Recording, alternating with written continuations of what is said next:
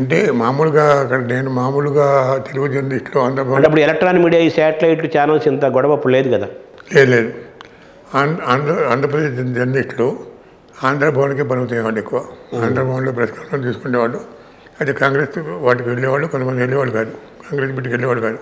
నేను కాంగ్రెస్ బిడ్డకి వెళ్ళేవాడిని, జనతా పార్టీ బిడ్డకి వెళ్ళేవాడిని, జనతా పార్టీ నాయకులు కలిసేవాడిని, ఇతర రాష్ట్రాల నాయకులతో పరిచయాలు పెంచుకునేవాడిని, ఇతర రాష్ట్రాల గురించి రాసేవాడిని. ఇక్కడ చాలా ఒక మినియేచర్ ఇండియా ఉండేది. అక్కడ ప్రెస్ ఉన్న చోట మినియేచర్ ఇండియా ఉండేది అనమాట. అంటే బీహార్ వాళ్ళు, మహారాష్ట్ర వాళ్ళు, యూపీ వాళ్ళు అందరూ ఉండేవాళ్ళు అక్కడ. అన్ని ప్రభుత్వం ఇది రాష్ట్రాల వాళ్ళు, అన్ని పార్టీల వాళ్ళు, అన్ని పత్రికల వాళ్ళు, పత్రికలు ఉండేవాళ్ళు, అన్ని రాష్ట్రాల వాళ్ళు, అన్ని రాష్ట్రాల పత్రికల వాళ్ళు ఉండేవాళ్ళు. అది బ్యూరోలు ఉండేవి వాళ్ళకి. దాంట్లో అందరినీ కలిసేవాడిని. వాళ్ళతో పత్రికలు ఉన్నాయి. అప్పుడు వాళ్ళతో మాట్లాడి వాళ్ళ రాష్ట్రాల గురించి రాసేవాడిని. వీక్లీ కలం రాసేవాడిని ఆంధ్రజ్యోతిలో. అది ఇంగ్లీష్లో రాస్తే వాళ్ళు తెలుగులో రాసుకునేవాడు. ఇంగ్లీష్లో రోమన్ స్క్రిప్ట్లో రాస్తే. మాగుంట సుబ్రహ్మణ్యుడితో కూడా మీకు బాగా స్నేహం అక్కడ ఢిల్లీలోనే బాగా పెరిగింది అప్పుడు? అంటే మాగుంట సుబ్రహ్మణ్యుడు నేను ఇష్టమే, ఆయనే ఎటే చేశాను నేను. కానీ నేను మళ్ళీ ఢిల్లీ పోతున్నప్పుడు ఆయన ఓకే చేశాను. ఆయన ఒంగోలులో ఉంటే పోయి చెప్పాను, ఢిల్లీ పోతాను నేను, ఇక్కడ మా మల్లారెడ్డి గారు ఆయన ఎయిటర్ చేస్తారు కదా, ఇద్దరు అనవసరం ఇక్కడ ఢిల్లీ పోతా అంటే పొమ్మన్నాడు. నేను ఎప్పుడు పిలిచేప్పుడు రావాలన్నాడు. ఎప్పుడు పిలిచేప్పుడు రావాలన్నారు ఉదయంలోకి? కండిషనే పొమ్మన్నాడు. నేను పోయినా. ఇక ఆయన పిలిచేది నేను వచ్చేది అనుకుని వెళ్ళిపోయినా. చీపులు కట్టేసా అన్నీ తీసుకెళ్ళా. ఏది వద్దు పెట్టలే. పిల్లల్ని ఢిల్లీ స్కూల్లో చేర్చాను. అక్కడ ఇల్లు తీసుకున్నాను. అక్కడ సెటిల్ అయిపోదాం అనుకున్నాను. ఢిల్లీలో సెటిల్ అవ్వాలని. అట్టప్పుడు ఈ లోపు నా బాలమణి మెమ్మరిగినకి ప్రతి శుక్రవారం నాడు గురువారం నాడు పిలిచి భోజనానికి పిలిచి నువ్వు హైదరాబాద్ రావాలి, 12 నిమిషాలు పెడతాం. మల్లారెడ్డికి చేత కాదు, మల్లారెడ్డి వెళ్ళిపోయాడు. మల్లారెడ్డి గారు ఏంటంటే ఇక్కడ చేరిన తర్వాత అధికార పక్షంగా అధ్యక్షుడిగా కోట్ల విజయభాస్కర్ రెడ్డి గారు ఇచ్చారు. జనార్దన్ రెడ్డి టైమా సార్? విజయభాస్కర్ రెడ్డి గారు ఇచ్చాడు. విజయభాస్కర్ రెడ్డి గారు వెళ్ళిపోయాను. పొత్తు వెంకటేశ్వర గారిని ఎట్టుకు పెట్టాడు. ఉదయంలో పొత్తు వెంకటేశ్వర గారు చేయి పెట్టుకున్నాడు. నేను హైదరాబాద్లో ఢిల్లీలో బ్యూరో చెప్పుకున్నా. అందులోకి నన్ను రమ్మంటాడు ఆయన. పొత్తు వెంకటేశ్వర అంటే పొత్తు వెంకటేశ్వర ఎక్కువ కాలం ఉన్నాడు. నువ్వు వస్తేనే 12 నిమిషాలు పెడతాను నేను, నువ్వు రావాలంటాడు. పొత్తు వెంకటేశ్వర 1 year ఉంటాను చెప్పి నాకు 1 year దగ్గర పడుతుంది. నువ్వు వచ్చి టేక్ ఓవర్ చేయాలి. అప్పుడే నేనేంటి అప్పుడు మా అమ్మగారు ఉండేవాళ్ళు నాతో. నేను ఢిల్లీ పోయేటప్పుడు మా అమ్మగారిని మా తమ్ముడు దగ్గర పెట్టాను విజయవాడలో. ఆమె తెచ్చుకోవచ్చు మళ్ళీ. హైదరాబాద్ అంటే మనకి ఇష్టం, మొదటి కూడా నాకు చాలా ఇష్టం నగరం హైదరాబాద్లో ఉండొచ్చు కదా, వచ్చేసాను. సో ఆంధ్రజ్యోతి 2 ఏళ్ళు ఢిల్లీ అయిపోయిన తర్వాత మాగుంట సుబ్రహ్మణ్యుడి ఆహ్వానం మేరకు మళ్ళీ తిరిగి ఉదయంలో ఎడిటర్ హోదాలో వచ్చారా?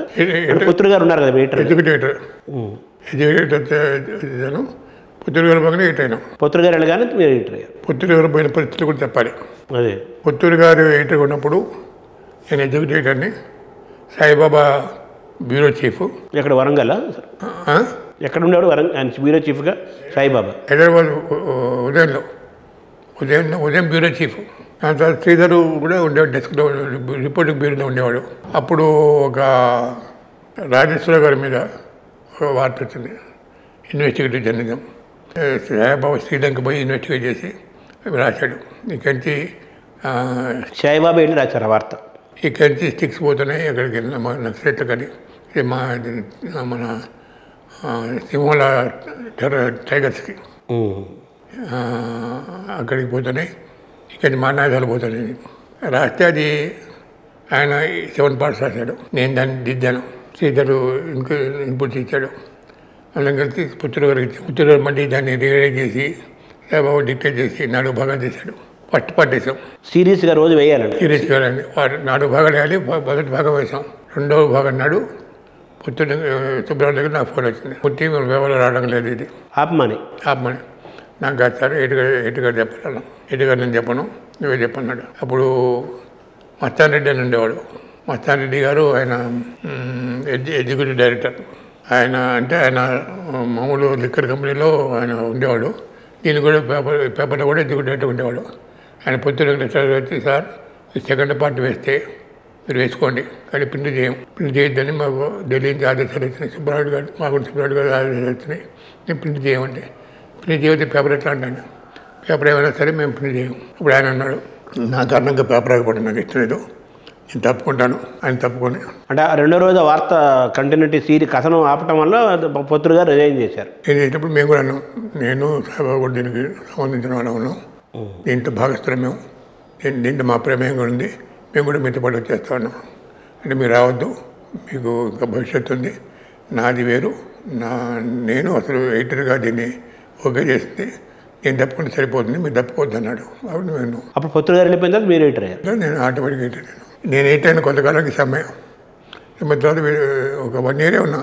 నేను 94 ఏప్రిల్లో వచ్చాను, 95 మేలో ఇది జరిగింది. 95 ఒంగోలు మన సుబ్రహ్మణ్యుడు గారు నక్సల్స్ కాల్పుల్లో వెళ్ళిపోవడం కూడా జరిగింది కదా, 95 కదా. 95 తర్వాత మీరు మన కృష్ణా వాళ్ళ పద్మాలయ వాళ్ళతో కూడా మీకు కొంతకాలం అక్కడ చేశారు కదా. ఉదయం మూసేసిన తర్వాత 95 మేలో ఉదయం మూసారు. ఉదయం మూసేశారు. 95 మూసారు. మూసిన తర్వాత 1 year సత్యప్రసాద్ అని వాళ్ళు రాయలసీమ పేపర్ గురించి కొన్నారు.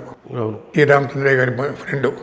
శ్రీరామచంద్రయ్య గారు చీఫ్ ఎడిటర్గా, నేను ఎడిటర్గా, నందూరు రామారావు అడ్వైజర్ ఎడిటర్గా, కొత్తూరు సుబ్బరాయుడు ప్రిన్సిపాల్గా, కాలేజ్ ప్రిన్సిపాల్గా, ఇట్లా మేము చేరి ఆయన ఆధ్వర్యంలో పనిచేయడం ప్రారంభించాం. పేపర్ రాలేదు కానీ సంవత్సరం పాటు కాంపౌండ్లో కలిసి ఎక్సర్సైజ్ చేసాం. జీతాలు ఇచ్చారా మీకు? 1 year జీతాలు ఇచ్చారు, సంవత్సరం పాటు ఇచ్చారు. దాంట్లో ఆయన చెప్పి నా వల్ల కాదని మూసాడు. మూసిన తర్వాత నేను పద్మాలయ దగ్గర పోయినా. పద్మాలయ దగ్గర ఎట్లా పోయినా, నేను నాకు ప్రసాద్ అని ఒక ఫ్రెండ్ ఉన్నాడు, అతను మొత్తం ఐటీ విభాగానికి అధిపతి ఉదయంలో. అతని ఫాదర్ జనార్దన్ గారు. జనార్దన్ గారికి కృష్ణ గారు ఫ్రెండ్. జనార్దన్ గారు చెప్పాడు కృష్ణ గారికి, మూర్తి గారు అనే బ్రిలియంట్ ఎడిటర్ ఉన్నాడు, ఆయన మీకు పని చేస్తాడని చెప్పి దాని దగ్గర తీసుకుపోతే వాళ్ళు పద్మాలయ టీవీ అని ఒకటి పెట్టారు.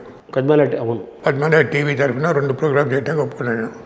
ఒకటి పత్రికా ప్రపంచం, 2 డెవలప్మెంట్ ప్రోగ్రామ్స్ గురించి ఒక ప్రోగ్రామ్ పివి నరసింహారావు గారు చెప్తే, పివి నరసింహారావు నాకు చెప్పాడు. పివి నరసింహారావు గారు ప్రైమ్ మినిస్టర్గా ఉన్న టైం, అది ప్రైమ్ మినిస్టర్ ఉన్న టైము, ఎలక్షన్ జరుగుతున్న టైము. అది స్పాన్సర్డ్ ప్రోగ్రామ్. అది కృష్ణ గారు చెప్పాడు, నాకు చెప్పాడు పివి గారు. ఒకటేమో పత్రికా ప్రపంచము, ఇంకోటేమో పివి నరసింహారావు గారు ప్రైమ్ మినిస్టర్గా ఉన్నప్పుడు కేంద్ర ప్రభుత్వ పథకాల తాలూకు ఆ డెవలప్మెంట్స్ మీద స్పాన్సర్డ్ ప్రోగ్రామ్. 2 ప్రోగ్రాంలు వారానికి 2. దీనికి డైరెక్టర్గా ఉండేవాడిని నేను. వారానికి 2 సరే, వారానికి 2. ఎవ్రీ ఫ్రైడే జెమినీలో వచ్చేది, ఇంకోటి DD8లో వచ్చేది ఒకటి. ఈ డెవలప్మెంట్ ప్రోగ్రామ్స్ గురించి DD8లో వచ్చేది, పత్రికా ప్రపంచం గురించి జెమినీలో వచ్చేది, జెమినీ టీవీలో.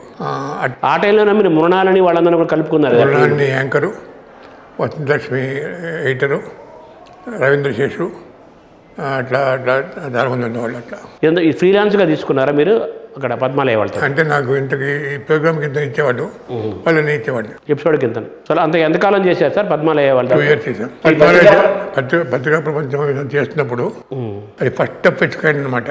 దాని తర్వాత చాలా ఛానల్స్లో మార్నింగ్ పేపర్స్ రివ్యూ చేసేవాడు. పేపర్స్ రివ్యూ చేయడం అనేది ఫస్ట్ టైం నేను చేసినది. అంటే ఆ రోజు వచ్చిన డైలీ న్యూస్ పేపర్లను దగ్గర పెట్టుకొని వాటిలో వచ్చిన వార్తల్ని, కథనాలపైన వ్యాఖ్య చేయటం. ఆ వారంలో వచ్చిన పేపర్లు, వారంలో వచ్చిన పేపర్ని పెట్టుకొని ఏ పేపర్ ఎట్లా బిహేవ్ చేసింది, ఏ వార్తని ఏ పేపర్ ఎట్లా హైలైట్ చేసింది, లేకపోతే డౌన్ ప్లే చేసింది, ఎందుకు చేసింది, దాని కారణాలు ఏంటి, ఇవన్నీ విశ్లేషించేవాడు. సో ఆ వారంలో పత్రికలపైన వ్యాఖ్య.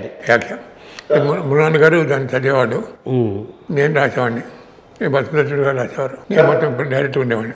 పద్మాలయ ఎందుకు వదిలేశారు సార్ తర్వాత ఆ గ్రూప్ని? అంటే పద్మాలయ చేస్తున్నప్పుడు KRP రెడ్డి గారని అడ్వర్టైజ్మెంట్ మేనేజరు, ఆయన సాక్షిలో కాదు, వార్తలో అడ్వర్టైజ్మెంట్ మేనేజర్ అయ్యాడు ఏబీకే ప్రసాద్తో పాటు. ఏబీకే ప్రసాద్ వార్తల్ని ఎస్టాబ్లిష్ అయిన తర్వాత 1.5 year మానేశాడు. మానేసినప్పుడు who is the next editor అని క్వశ్చన్ వచ్చింది. అప్పుడు KRP రెడ్డి గారు నా పేరు చెప్పాడు గిరిసంగికి, అయితే ఆయనకి తీసుకున్నాను అని చెప్పాడు. అప్పుడు KRP రెడ్డి గారు నా దగ్గరకు వచ్చి వార్తల అవకాశం ఉంది రమ్మంటే నేను వెళ్ళాను. ఏబీకే ప్రసాద్ గారు వార్త నుంచి వెళ్ళిపోతున్నాను, ఆ ప్లేస్లో మీరు? నా ప్లేస్లో, అది ఉదయంలో కూడా ఆయన ప్లేస్లోనే వచ్చా.